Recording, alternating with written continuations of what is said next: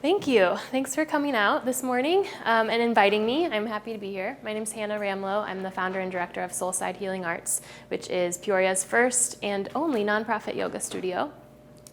We are nonprofit because we put our social mission first, which is to improve equitable access to holistic wellness. I opened Soulside last June 2018. We incorporated in February as a nonprofit before that, so we've been open a little over 13 months. And I started it as a nonprofit because I wanted to start with the community basis. So I wanted the board to be formed first. I wanted the board to take ownership of its governance so that if I ever left, this organization could remain in Peoria and be strong, and we could develop a foundation around the mission rather than myself building equity in a company that I would then take with me. I want it to stay here. I want my position as an executive director to be something that stays local to Peoria. We believe at Soulside that the preventative health offered by yoga and mindfulness, or this umbrella of mindfulness that yoga and meditation sort of fall under, and a lot of other things. We were just talking about massage therapy. We host massage therapists. We host sound healing. Lots of people use our space to offer their healing modalities. We believe that kind of preventative health is so important to anybody who experiences stress. So that's everybody, I think. And that's been one of the biggest challenges of getting started up, is this ever-present question of who is your target demographic? And me being like, everyone, and getting a lot of pushback from that. Not a lot, but starting with some competitions and winning some funding, that's the first question people ask you. And I won't back down with my answer of everybody. We literally want every single person in our studio doors. We teach kids that are 1 year old. We teach adults that are 99 years old. So there's no age demographic of people who benefit more from the practice of yoga. If you experience stress, then your body's experiencing the damaging effects of stress, and yoga and mindfulness can help mitigate that. So we're nonprofit because every class in our studio is pay as you can or donation based. We don't believe that anybody should not have access to this kind of healing because of their income levels. And when we need it the most is often when we're the most financially strapped. So we might be between jobs or leaving a marriage or having another kid. And those are the times where people often avoid paying a little extra on themselves in this kind of way. So we ask everybody to pay market rate if they can, which is $10 to $15 for a yoga class in our area. And if they can pay more, that's great too, and that helps subsidize the people who come into the studio who can only donate $1 or $5 or $0 that day. We get a lot of thanks for that service, and a lot of people saying, I can't wait till I can pay, but right now I can't. And so we welcome those people in our doors and don't turn anybody away. We are nonprofit, but we operate like a hybrid model. We operate like a business to build revenue so that we can stay in operation, mostly through our studio classes, but we do seek workplace wellness partnerships, so bringing our yoga classes into corporate spaces and setting up series within employers in the area so that can be sustainable, helpful revenue in subsidizing our pay-as-you-can studio. And then we also teach in social service agencies. So my training in yoga is trauma-informed, and we just had 6 other yoga teachers go through that same certification process to be trauma-informed yoga teachers, which means that we work specifically with populations healing from and experiencing the effects of various traumas, which can be poverty-related, violence in the neighborhood-related, domestic violence, car accidents, medical emergencies.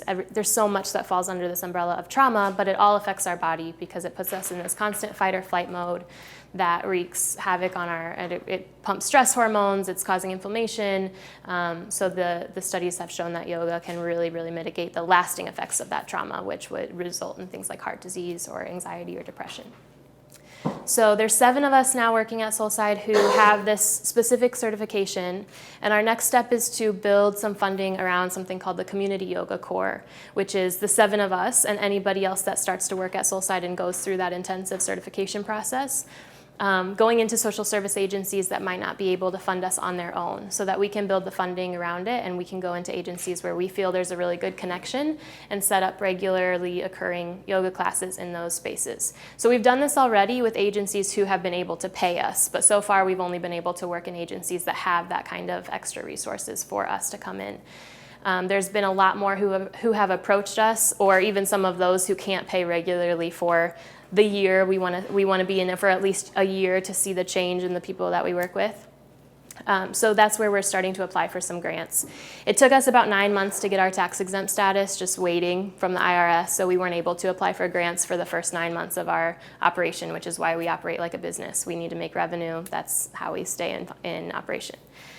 But now we're taking the grant application process a little bit more seriously. We're starting to build this fund called the Community Yoga Core so we can start that outreach portion of our work. We have a mission of diversity in our studio. So we want more people in our classes, but not in a way that just invites the same people who've been in yoga studios all the time in our doors too. So we really want to see every class in our studio mirror the demographics of the city of Peoria. So we have to be careful about how we're advertising, where we're advertising, what kind of communities we're reaching out to, so that we bring people into our studio space who might not have crossed paths otherwise. And we believe in doing that we're asking people to do their own personal healing next to somebody who they would not have met otherwise. And in that way, we think that we can start to heal some divides in our city as well.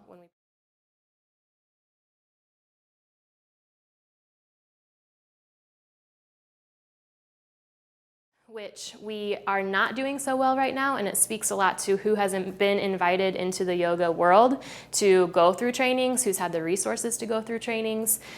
So we have a strategic mission that's a little bit more long-term to identify people in the communities we're working with who would make really good yoga teachers, but maybe didn't know that about themselves or didn't have the resources, and then provide them with scholarships and mentorships with our teaching staff so that they can go through trainings and join our team. So then they can go back to their communities that they came from and offer the same service, rather than us just coming into a community that we're not necessarily a part of. We face many challenges. Our biggest challenge right now is filling our classes. So we have 18 classes in the studio every week, offered by 8 or 9 teachers, depending on the month.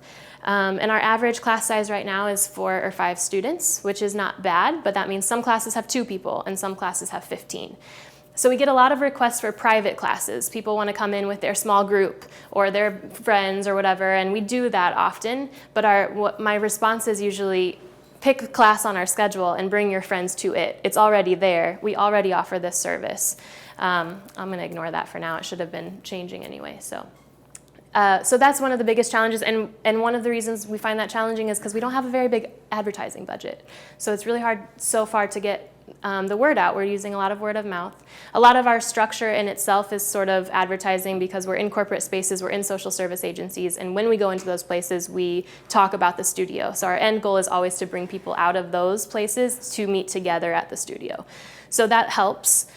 We just had a successful first big parking lot festival called Wellfest. We had 20 vendors and about 15 little demo workshop classes. It was well attended. So we're doing some creative things like that to get the word out, but lack an advertising budget, so that's been tough. Our location, which is in the Rodolphi's building down on Adams at 1311, is a beautiful building. They're taking amazing care of that building, so we're really, really lucky to be a part of it. But the visibility in the location is also a part of our challenge. And so getting people to know it's down there. We're kind of in the back of the building, so you sort of have to see the sign and find it and go in. Once you find it, you know it's there, and then you walk into this beautiful old warehouse with brick walls and wood floors, and you'll come back. And it's intentional that we chose that location too, because we see it as blending these two worlds of warehouse development and the long-standing Southside neighborhoods. So if we can bring all those people together in that physical space that actually bridges those two worlds, we can be pretty powerful, I think, as a community. But it will take time for people to see where we are and come. But we've had a lot of successes too. We've had at least 8 regular teachers since we started. I say at least because some of them come in and out or do like once a month classes, not once a week, but 8 regular teachers have been a part of our team. 6 of those actually just last weekend completed that trauma-informed certification in Chicago, and we were able to send them through a grant from Community Foundation. We have grown our mailing list from 500 to 1,100 over the past 5 months since switching software systems in January. We are actively recruiting board members. We have 5 board members right now who just worked really hard to develop a diversity policy to put in place for our next application process of board members. So we are accepting applications now. If you think of anybody who might be interested in this, please talk to me afterwards and I'll get in touch with them. And our other big success that I want to talk about is our partnership with Whittier Primary School. So last year we served Whittier Primary School all year long with 3 classes a week for 15 students that they had specifically chosen who would benefit from yoga programming, and they invited us back this year, so we're starting our 2nd year with them. We're starting our 3rd year. I started before Soulside did at Commonplace After School Center down on the south side as well. So we've had some core partnerships that are keeping us going, and excited to build some more. So that's Soulside. Open to any questions. So these are just supposed to be pictures running behind me. If you have questions about pictures as they go, please feel free to ask. This was our design, our logo, and our branding was made by Leslie Becker, who was she moved to Wisconsin in the past few months, but she was a Peoria designer when we got started. Who are you looking for on the board? We are looking for more community members, like parents of kids that we teach in schools. We'd really love to connect with some community members who live in River West, right behind us. So we've been trying to reach out to them through Peoria Housing Authority. We have our group of board members is pretty millennial, so we need some age diversity. We need some industry diversity, so we would love to have a lawyer, and we have an accountant, but she's an entry-level accountant, so some of that knowledge would be wonderful too. Mm-hmm. What's the most common type of trauma you see in either the kids or individuals that you work with? That's a good question. I think it's pretty general, but just the divide that Peoria sees racially and economically. So in a lot of the agencies and schools and Commonplace where we work, it's mostly students of color from poor families. And so the trauma is that they don't know where their next meal is coming from often. They have families that are overworked. Their schools don't have air conditioning. I mean, it's just like this list of small micro things that can create such a hard upbringing for kids. So I don't think it's like one really specific trauma, but the trauma of living in such a divided city where a community has been so disinvested in. I want to ask about yoga specifically. Mm-hmm. As a younger, older person, I've done about 10 yoga classes, gentle yoga at the Y. Yeah. And I can tell you it's hard to get started, but it helps me definitely to get my socks on in the morning. Mm-hmm. But you were talking about stress. They do a little bit meditative, you know, in the front and the back of it. But do you do a lot of, like your teachers do a lot of talking and leading through meditation, arts and stuff like that, as far as not only the body bending stress relief, but the healing process of getting rid of stress? Yeah, absolutely. I think all of our teachers blend those things in almost all of our classes. So we do have some classes that are specifically meditation, and they'll lead you through different meditation styles. So sometimes it's like a speaking guided meditation, and sometimes it's getting you into the present moment with your breath, and then letting you sit and like giving you 10 minutes, and doing it as a group can be really healing and powerful. Every class starts with 5 or 10 minutes of breathing, meditation, closed eyes, just sort of like pausing, and then movement. And a lot of times it's really just kind of an invitation to be reflective, to hold space for yourself, to see what arises, not a specific like you should feel this way, but like what's happening in your head, and just kind of giving you space to reflect and feel those things throughout the movement portion too. So I'd say all of the classes blend in some way those styles. Yeah. And even if not, the movement, I mean, everybody who exercises knows that movement itself is healing stress. So even if you're not getting into that headspace, or you're not ready to like do a meditation class, having that kind of regular movement is going to cleanse your blood of the stress hormones anyway.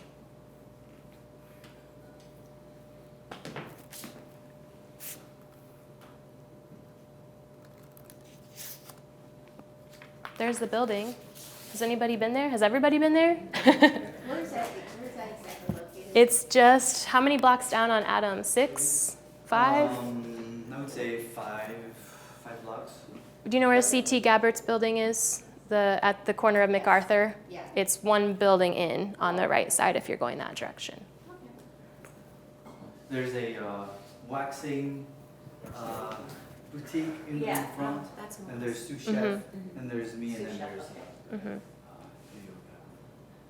The awesomeness of Soulside Healing. And there was that's the inside of the studio. So we fit, that's nice since there's more space in the back, more space on the side. We can fit 15 people comfortably in a class. Hannah, it's good to see you. I'm so happy I'm always been a big fan of what you're doing, so keep doing it. Thank you, Kevin. I want to ask you about when you're out talking to institutions, corporations, what's your value proposition? What's your pitch to them about why they should bring yoga into their corporate space? Yeah. We talk a lot about employee productivity, loyalty. These are things that employers want to hear, right? And so we know that if studies show us that if employers do take initiative to offer their employees some wellness options and bring those wellness options to those spaces so it's convenient for the employees, they're more likely to stick around, they're more likely to be more focused during work, they're going to be happier on the job. Even if you're taking a half-hour break from the workday to offer this service, it's been shown. So we talk a lot about that. We talk about the social impact that if they partner with us through their corporate space, we are able to then fund ourselves in a social service agency space. So we sometimes will try to pair people up, ask the corporation if there's an issue that they really focus on or care about, and see if we can then plug into a social service agency that's doing that work so that they can, help us with that partnership. One follow-up on that. Has your success been with existing wellness companies that have existing wellness, or people with no wellness at all as a new concept? So the corporate side of our model has been the toughest thing to break into. There's been a lot of interest and a lot of back and forth and a lot of sending me around to different people and nothing ever really landing. It's kind of just everything stays in limbo. But it's generally companies that have a wellness program or are putting one together that reach out to me. And we worked, Pekin Insurance was our biggest partner for a while, and then we actually stopped going there because they had such a low turnout. And what we really want is that employers are help subsidizing the class for their employees, and they were having a model where the employees had to pay for the class. So they had started to put in place the point system so that when people came to the yoga class, they could receive points towards their wellness program. So that's really what we want to work towards and see. The social service agency side of things they kind of get it right away, and before we even have to do a pitch, they're like, we want you to come in and teach yoga to our clients, which is great. And many of them that we've worked with are well-funded and have paid us well, so until this August, I was the only one that was certified to do that work, so it was keeping me and us very busy. So we haven't done enough on the corporate side of things. My next thought is that summertime in the studio is we see a really big decrease of students in the studio. So I'd like to put together a summer wellness program for corporations where it would be only an 8 or 12 week commitment for people to try. And then it gives us a little bit more work in the summertime. So input on that is also welcome. Hannah, how would you say the balance between what you're doing at the studio versus outside the studio looks? I mean, what's your typical week? We can see your course schedule that's available at the location. What's going on? I have no idea that Yeah. you have all these other things going on outside or offsite. So we probably have right now 4 regular classes in other spaces. The bulk of it is being built up as we speak. So there's a lot of grant applications in the works. There's money we're waiting on. There's agencies that are waiting on us to get the money. There's agencies that are applying for money themselves. Again, there's a lot of limbo and waiting with that work. There are a list of 12 agencies that have committed to hosting us when one of us gets funding, which is just the hard part of being a nonprofit. So 4 regular classes, but 8 hours, 5 days a week of developing what will happen once we get some funding in our hands. And roughly how many hours a week are offered on-site? On site, we have roughly 18 classes a week, and most are about an hour. Okay, fantastic. What's the one thing that somebody who's a first-time attendee should know about walking into your studio? Yeah. So we did have a yoga basics class, and we turned that into a few yoga basics series, so that every other month there's a 4-week series for beginners. So we point people that direction if they're like, I've never done this, I don't know what to do. That 4-week series starts you from scratch, and by the end you know which class to try next, what you like about yoga, what you want to avoid, what your body lets you do, all of these things. So I point people towards that series, and everything that is weekly and regular is pay as you can, but certain things we do have a fee for, like that series, because there's a lot more thought that goes into it. But we also say, if the fee is keeping you from registering, let us know, and we'll develop a pay as you can model for that for you. So the beginner series is an important piece for people who are wanting to start. And then the other thing is that every class is open to everybody, and if you can breathe, you can do yoga. So we try to get people to know that they don't have to be flexible already. The teachers are all very well trained at meeting you where you're at and making sure that you're comfortable in the class and that you're doing what you're able, and you'll grow from there. But there's such an intimidation factor of coming into a yoga studio that we're really, really trying to erase and have a low barrier of entry for. So there are certain classes, and we do have it in our class description, that would be better and safer if you do have some experience, but most classes are, come try it. You can sit in the back, you can sit on your mat and like mostly watch, like you're just welcome to come and try and see what happens.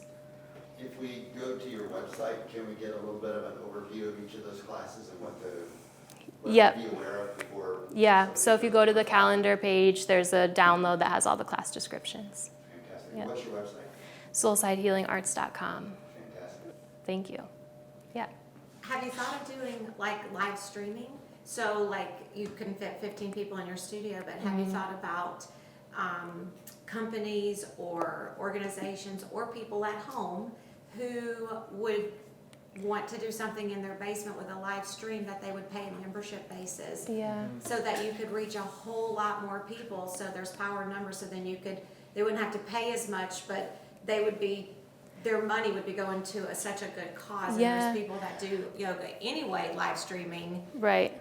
Why not? The social do it? impact, yeah. Especially locally, especially Yeah. people locally. We have thought about it. Our knowledge and capacity and resources are not there currently, and there's also a lot of people doing that already. So we sort of try to steer clear only because our social mission requires people to be together, So there's a little bit of a push and pull with like offering the service that you can do alone in your basement, when we're trying to say like, get off your computer, get off your phone, come like be in person and do something with other people.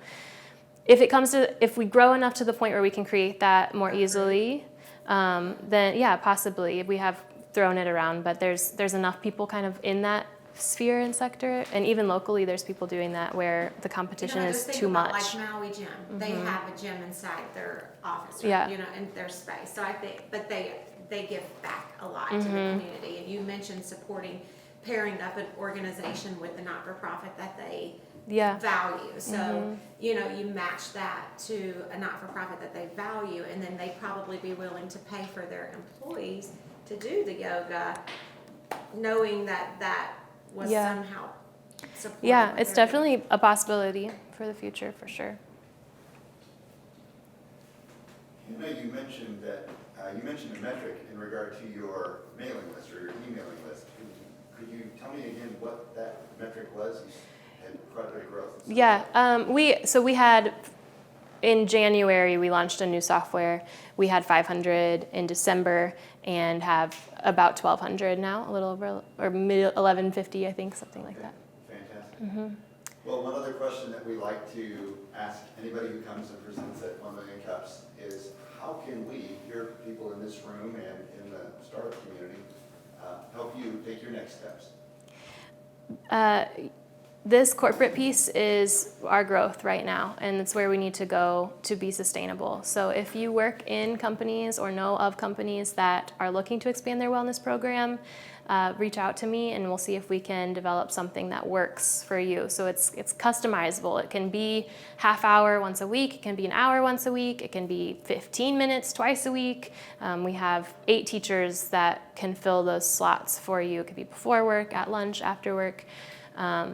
It can be just meditation. It can be people bring their mats and their clothes and have a full workout, but whatever your space is needing. We've done it here actually with conference table chair yoga. So we have chair yoga classes all the time where we get enough stretching in. A lot of what's needed is just gentle movement in the upper back, in the hips, these places that people get really sore.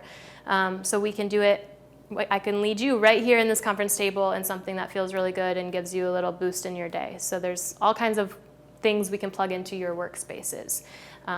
That's the biggest help we can get is some help advertising and bringing yoga into workplaces. Thank you for asking. Yeah.